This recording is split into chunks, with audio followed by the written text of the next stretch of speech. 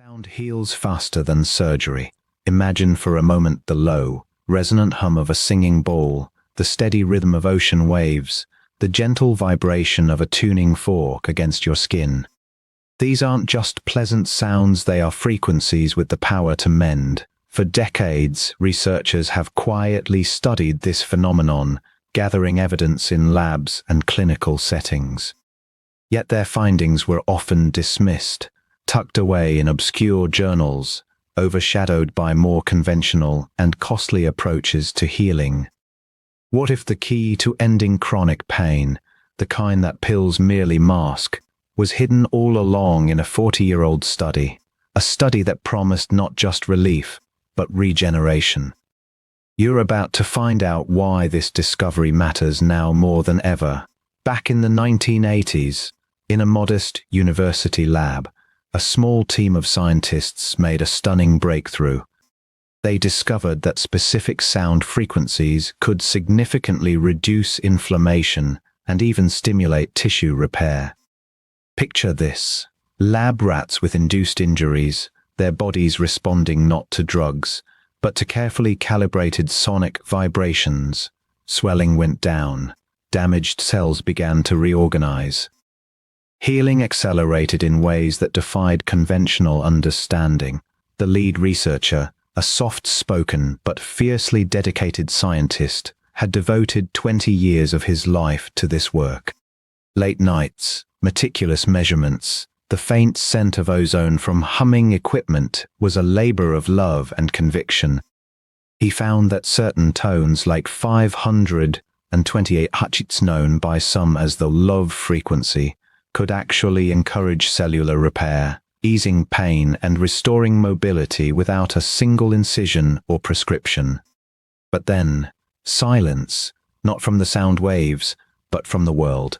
The research was shut down, funding dried up, promising data was shelved, and the researchers' reports gathered dust. Why? Because healing with sound couldn't be patented, bottled, or sold at a premium. The pharmaceutical industry, a $20 billion giant, had and still has everything to lose if people turn to frequency instead of pills. It's not conspiracy, it's commerce. And in that ecosystem, a therapy that requires no drugs, no surgery, no recurring costs is a threat. Now slowly, the tide is turning.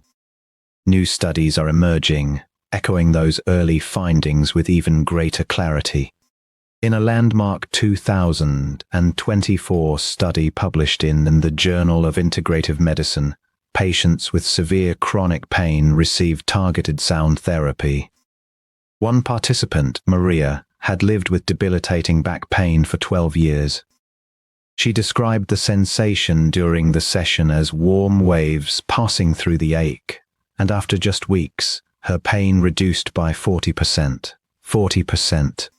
That's not a marginal improvement, that's life-changing. That's gardening again, playing with grandchildren, sleeping through the night. And it's not just about pain. Sound healing has shown remarkable effects on mental and emotional well-being, reducing anxiety, softening the edges of depression, deepening sleep, and sharpening focus, all without side effects. No grogginess, no dependency, no invasive procedures. Still, we're only scratching the surface.